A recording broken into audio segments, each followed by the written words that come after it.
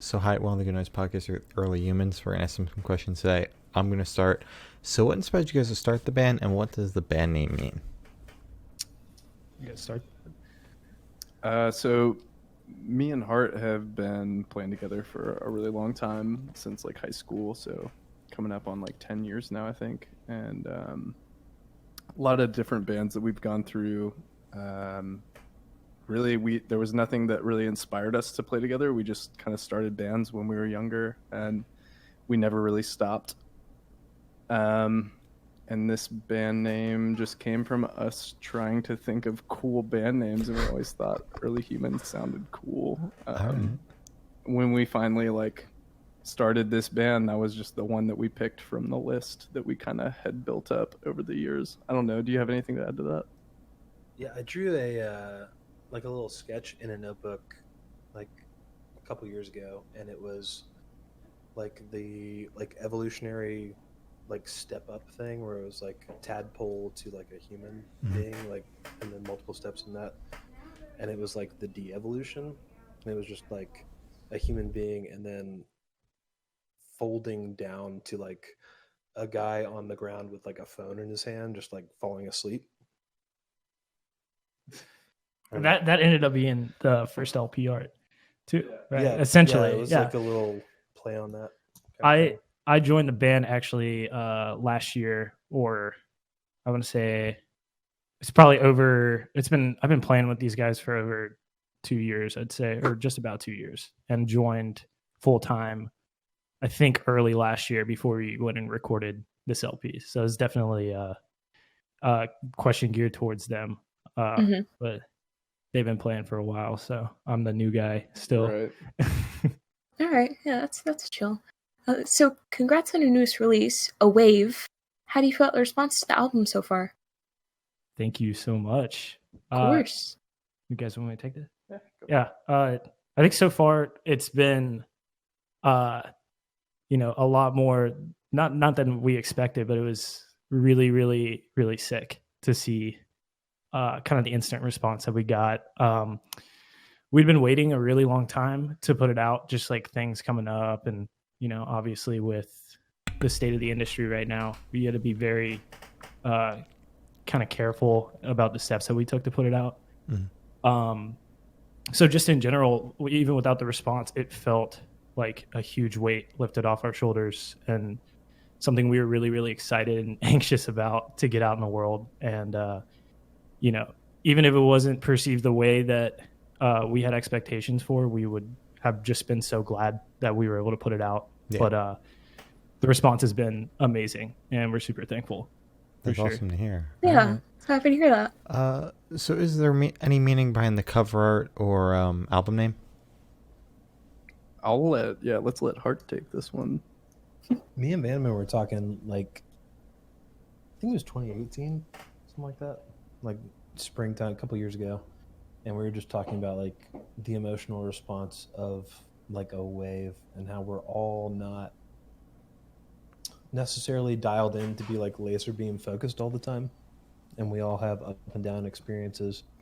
And I had this job a couple years ago, and I went to China and then saw the skyline of Shenzhen, going on this weird freeway over this bay back to Hong Kong from mainland China, and it was just that, and it was kind of the flip of a sound wave, one half of a sound wave when you're recording something. Kind of the similarity of how a skyline kind of looks like a waveform on SoundCloud or something.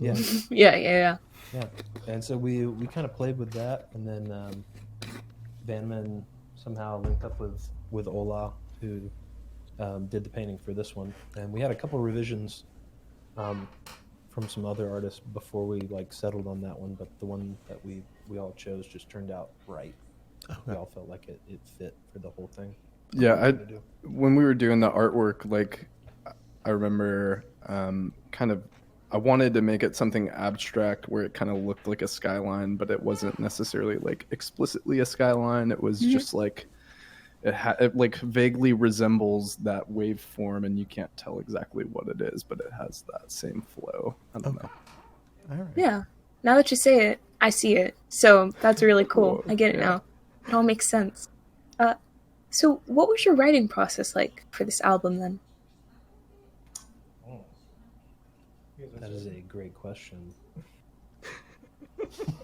Who's gonna take it? The way that we've always written for this band has kind of been me and Hart have just written songs. Like we write songs like separately a lot of the time. We haven't, like, this whole record wasn't written together as a band. It was songs that he and I wrote separately and that we brought to the band and that we ended up fleshing out together.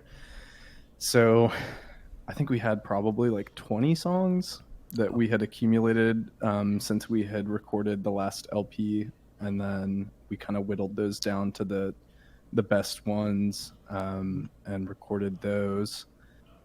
But really, like, I think what ended up tying together the ones that we chose were the ones that had those like raw emotional responses. Like they felt just like, since the album, we were talking about the way that it was titled A Wave, kind of based on the way that we feel emotions very strongly, whether it be good or bad. Like the ones that felt the most in tune with that title, I think, were the ones that we ended up choosing. And yeah, that's pretty much it. I mean, we always write songs like Yeah. separately, and then we bring them to the table, and then Marcus like lays down what works best for him. And We have in the past, when I first kind of joined the crew, we were like, okay, we're gonna put out a single, and that was one song that we all genuinely got in the room. We are like, okay, let's see how we write together, because I had been playing songs that had already been written, and we were like, okay, we can write together. And that single, by the way, is "What a Waste" Part 2. And so we had that kind of down, and it's like, okay, we can record together, we can flesh out parts. And then they had A Wave pretty much already written up, already kind of demoed out their songs. You can hear like which songs are Hart's, which songs are Ryan's, that some of them complete, some of them incomplete, that we just bring together. And yeah, we ended up fleshing them out together. Some of the songs, it was kind of like, okay, here it is, go jam this by yourself, and then we'll be in the studio in 2 weeks. And that's a fun learning experience. But it was honestly the way that it felt like this record needed to be written, in my opinion, for sure. Okay. also, it's hard to give like a straight coherent answer on exactly how these songs were written, because again, like, we kind of split writing duties, so I can't really say where Hart was at. But kind of where I was at in writing the songs was that I had just gotten into a new relationship, like at the beginning of it was actually at the end of the last record that we put out, and all the songs that I wrote were kind of based on my experience in getting into this relationship, which has changed my life completely over the past couple of years. Okay. All right. I also want to ask, you said you guys had like 20 songs written for this record. How'd you like whittle it down to the ones that made the album? I don't even remember. No, I think we had a few conversations, and it was really trying to figure out like what stimulated us in terms of the emotional response when we thought about viewing your outlook on life as ups and downs, not just as like a laser beam focused thing. Oh. Where it's like in the middle of the waveform. We wanted to like find those things that were just a little outside. And when we like settled on the track listing too, it was kind of, the songs were in the order that we felt like they should be, and we kind of had some like discussions about how that was going to all be laid out. Yeah, we, like, for the most part had the track listing to the album before we even started recording it, because we like, Oh, I feel wow. like we picked the songs that we thought were gonna fit the album perfect, and like some of that changed down the road, but for the most part, like, the bookends were all there. We're pretty like meticulous when it comes to like that type of order, and like how things play out in our heads versus how they come out like final.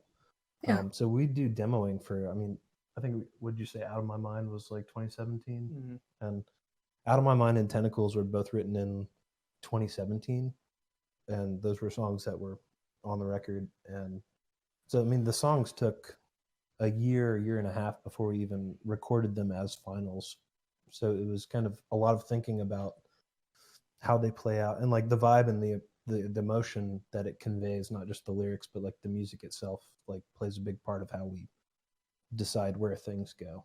We're also a very like, I would say at least Hart and I are very like record focused. We vibe a lot on, like when me and Hart talk about music, it's always like, have you listened to this record? Like, we want to make records rather than singles. And that's not to say that we won't make singles at some point, but like, that's kind of what we both get off on and like what we really want to do the most out of anything, like more than playing shows, more than just recording a song. We want to like put out a statement, and we want each statement to be different from the last one. And we felt like when we picked these songs that they were the right step from the last record in a good direction for us.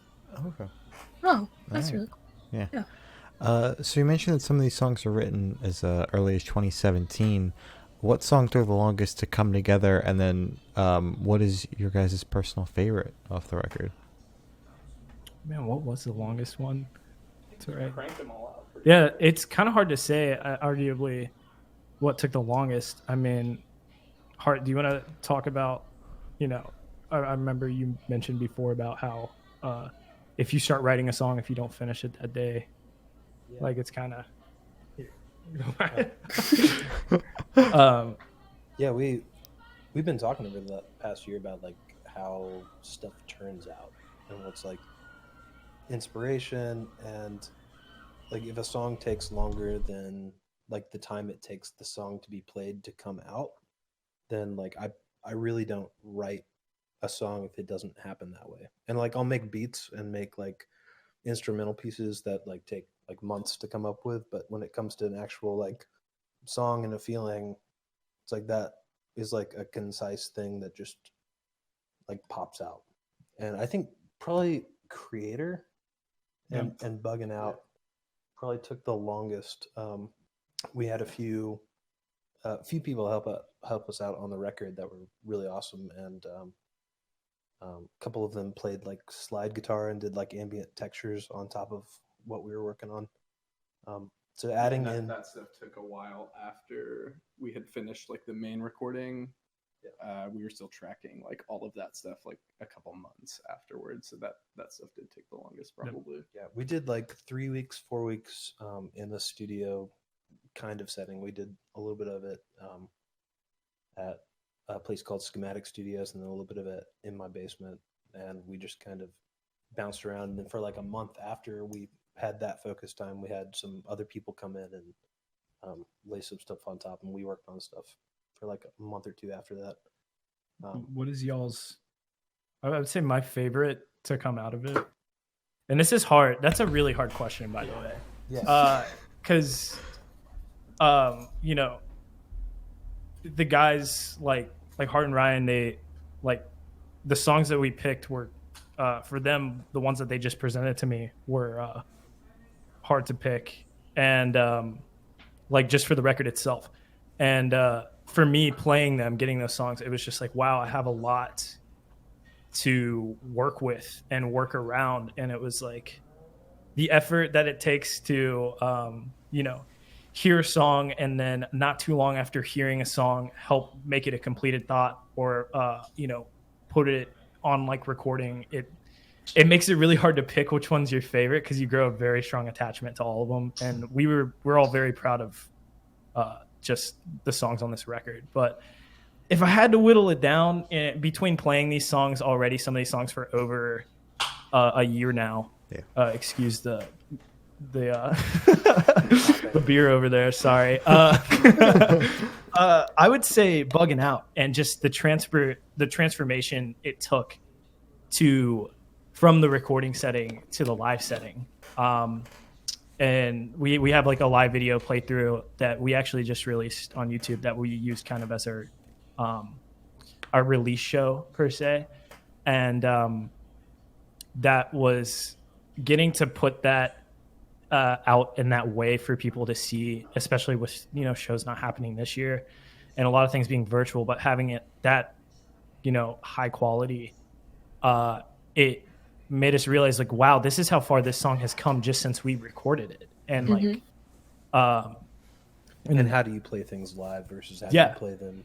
And it's a lot of the tracks have like a shitload of overdubs and a bunch of like guitar parts or synth parts or like drum parts or like programming parts that we may not be able to pull off live easily. So it's been like, how do we whittle that down? And your original question, I think, was like, what song took the longest to come? Is that right? Yeah. I think that was one of the. That was probably the one that took the longest to make the completed thought happen. Yeah. How it is on the record and it's still changing, which is the cool thing. It changes at practice, like almost every time we play it, and that's something that's pretty cool. That's very cool. Ryan, do you have a favorite?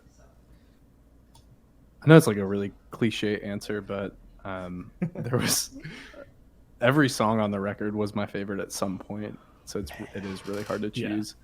And I feel selfish to say this because I wrote the song, but A Wave, like the closing track, I'm just really proud of how that came out. I feel like it's one of the best songs I've written, and I'm really, really proud of that one. I remember hearing the first mix after we recorded it with Tate, and I was just like floored. I remember like feeling so emotional about how it turned out. I was just like so stoked that I finally got to get a really good recording of a song that I was super proud of, and get it ready for the world. So I would say that one. Right. Very wholesome. Like that. All right. So is there a certain feeling you want your listeners to have while going through this album? Ooh. All of them. Every single emotion at once. Roller coaster. Yeah. It's good to feel. It's good to feel everything and take it in. And I think that was a big part of this record that me personally, I really loved, was that I felt a lot of things listening to it, like joy, sadness, realizations, pain, regret. Like, it gets really sad, and at other times it's really happy, and it's a positive outlook. And I think it kind of takes you on a journey of those emotions as you go through the first part. I think, and we've talked about this a lot, it kind of brings you up, and it gets you to a point, and you're feeling good, and then instead of just dropping you on your head, it's slowly bringing you back down and kind of ending at the resolution of A Wave. And I encourage, like, if people who haven't heard it would go and listen to it with that mindset, it can give you realizations like I've had just like listening to these guys' songs before we went in, and it made me feel everything. And being as the person that didn't come to the forefront and write the initial thoughts, but rather help to complete them, it's kind of a journey, honestly. But how would you guys feel? Yeah, I would definitely say there's joy and sadness and anger and love, but overall, like, I think the overall message of the record is, I would say it's a positive one. Like, I think we want everyone to come out of it thinking positively about their life, even though some of the songs are kind of sad. I don't know. It's pretty vague answer. I feel like Okay. I saw this. Feel every feeling ever. Every single feeling. Obviously, we can't write a perfect record where you feel every feeling ever. But No, it's weird to write a song and then how you feel like it comes across is totally different than how someone interprets it. Yeah. And you Right. almost don't want to define that. Like, music and art in general is like meant to have that defined by the listener or the viewer or like the person who's experiencing it. And there was I think it was like like a behind the act or like inside the actor's studio or like one of those type of shows where it's like an actor's interview show, and there was an actor talking about something, and the interviewer asked him if I don't even remember who it was, but they asked them like, what type of emotion were you trying to convey when you did this? Mm-hmm. And they answered the question with, I'm not trying to convey emotion. That's not my job. Yeah. And it's the observer's job to take from that what they experience. And that resonated with me really hard. That's not how like these songs came about, but that was kind of just something along the way that stuck with me for one reason or another. All right. Wow. That was very wise. I don't know. I really like that. That was good. That is the most wise answer we've ever gotten. Most people That are was like, not pre-discussed, by the way. Oh my god. That was on the spot? Wow. That's hard. yeah. Wow. Typically, people are like, yeah, just no, we don't Sad. have one. And then they're like, Yeah. all right, that's enough. So this question should be like super, super quick. For new listeners, I want you to describe this album in 3 words off the top of your head. Oh my god. No thoughts. Let's go today. Exactly. Oh, that's like an on the spot. Can somebody else start? Oh my god. Sad, happy, loud. I like that one. Good. I'm so bad about on the spot stuff. Okay. You on the spot? It's big on the spot right now. I've already taken too long. Okay.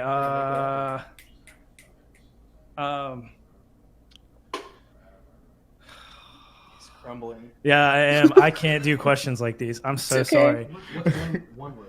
I can do one word. Okay. Big. I can do 4. Big enough for you? And that would be it. Is it big enough?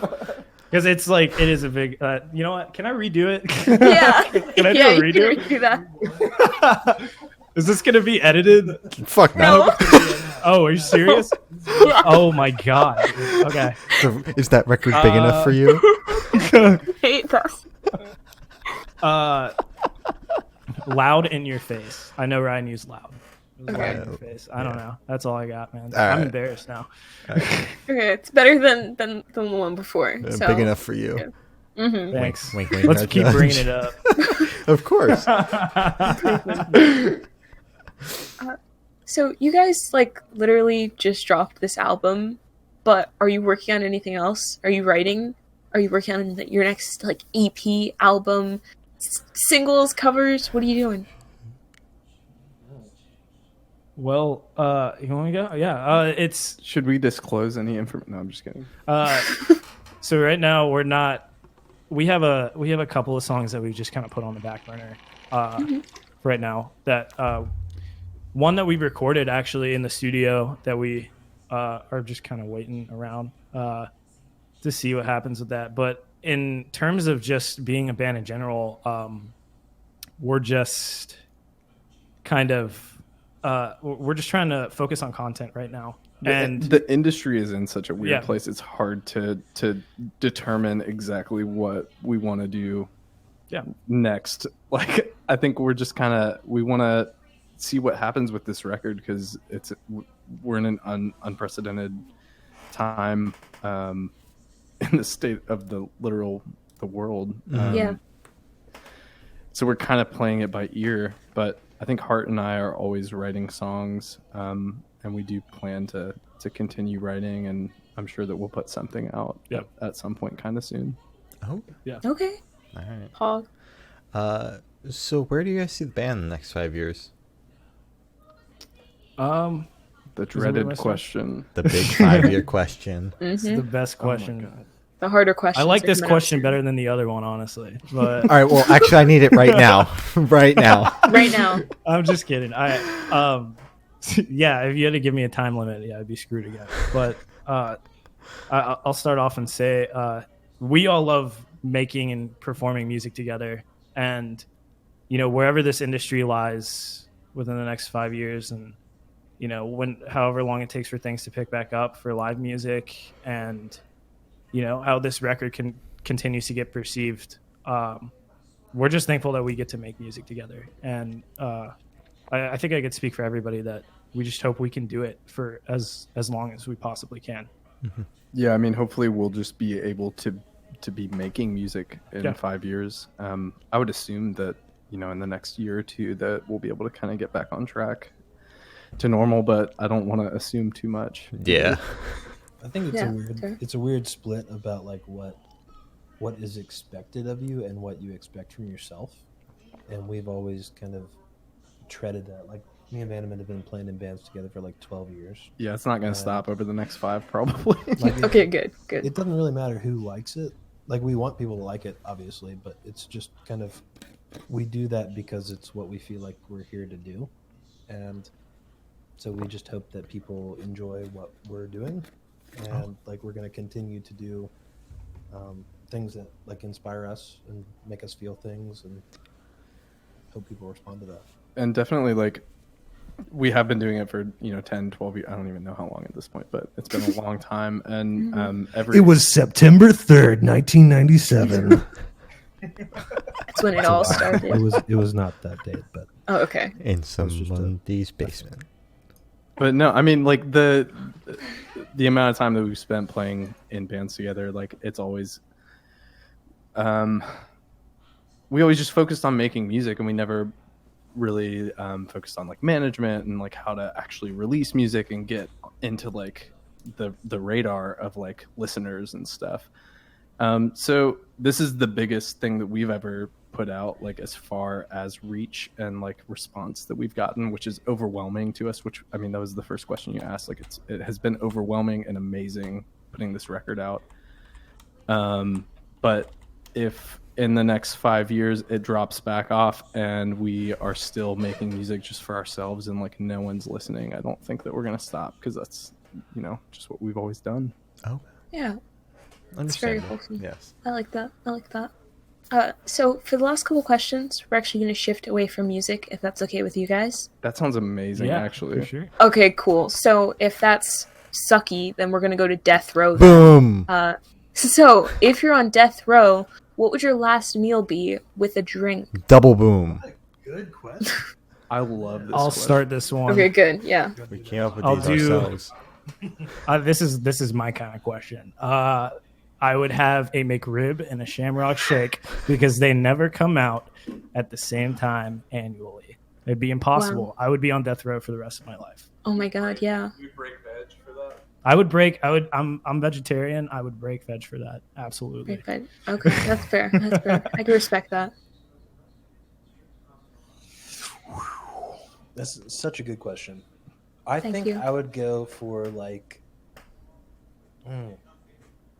a really good like picanha, Mhm. like a steak, and like some nice, if that's like a horseradish sauce or like a chimichurri, like some sort of really good like steak sauce, not just like A1. And then maybe like an old fashioned or like a even margaritas. I love margaritas. So maybe something like that. No sides, just like a drink and then a really well cooked steak with Oh. some nice Okay. sauce. That's Solid. Yeah. Oh, the pressure's on. I haven't decided yet. You had all this time? Ryan, I Ryan, know. Ryan is very good at cooking food. So Me, Oh my god. me and Hart. He's also on death row. I'm actually on death row. The pressure is real. Oh my I've God. been thinking about this for months. No, honestly, just like some, I can't choose like exact. I would just want some like Italian chef, high level, highbrow, super chefy. I just want some pasta and a glass of wine. That's it. Ah, Just some. I'm not picky about food, so just like whatever he wanted to make me, whatever's fresh, you know. okay. Solid. I can respect that. I can So respect that. pretentious. Just, you know, whatever. What about you guys? What would your last meal? Oh, we got these on lock already. Oh, Me, yeah. a big ass bowl of spaghetti and a Sprite cranberry because they don't make those anymore, and they did slap when they did. So And then mine is a taro boba with Thai basil tofu. oh, What is that? What, taro boba? You know, like a boba milk tea.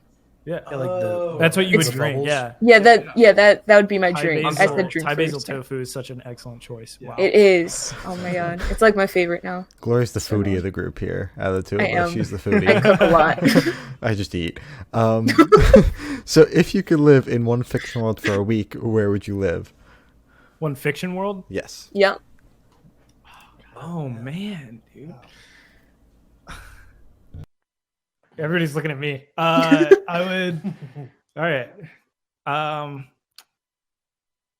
would say I'm gonna say Star Wars. I would Okay. live in a galaxy far, far away.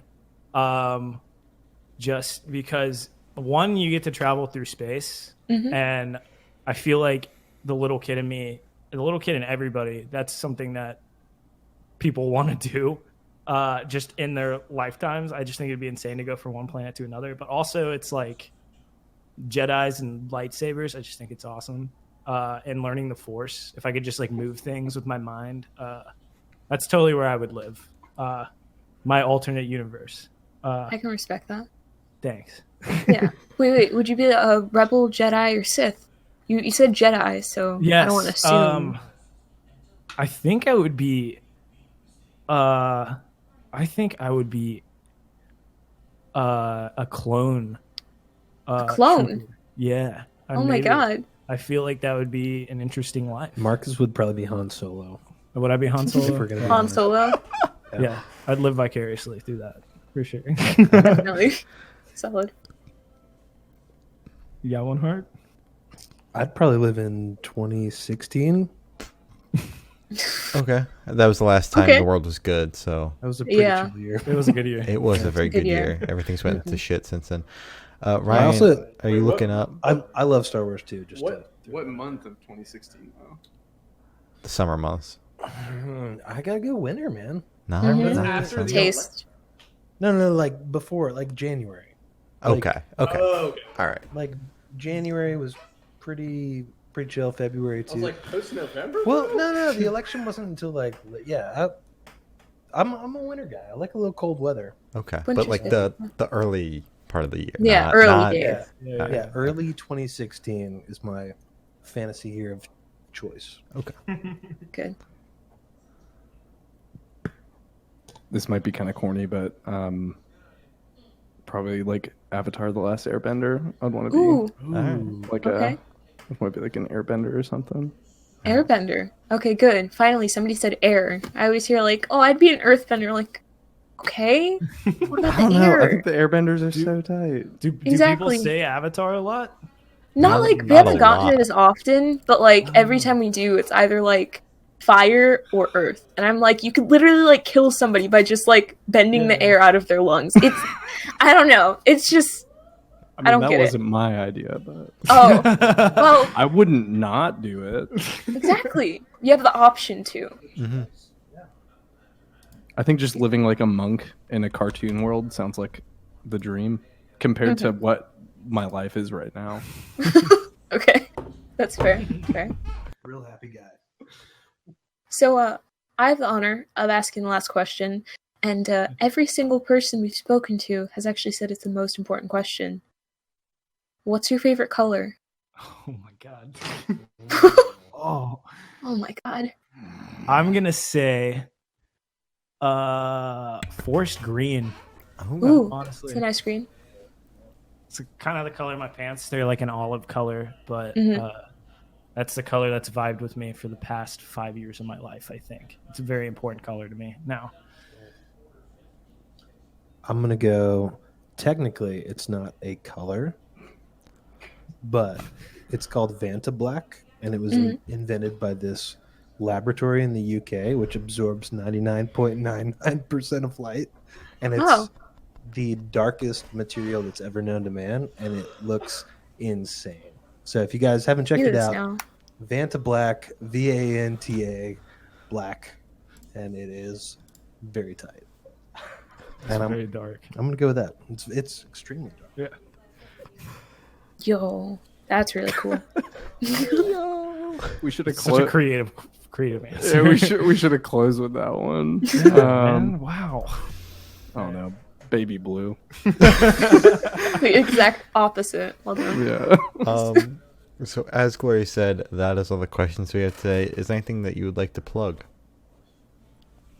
Yeah, I mean, well, wait. No, this won't come out before then, I don't think. We're playing a show tomorrow, drive-in concert. It's Yeah, very that's safe. not gonna. Yeah, but I don't think that's plug worthy. We got a lot of cool stuff. Follow us on Instagram, on Twitter, on subscribe to our YouTube channel.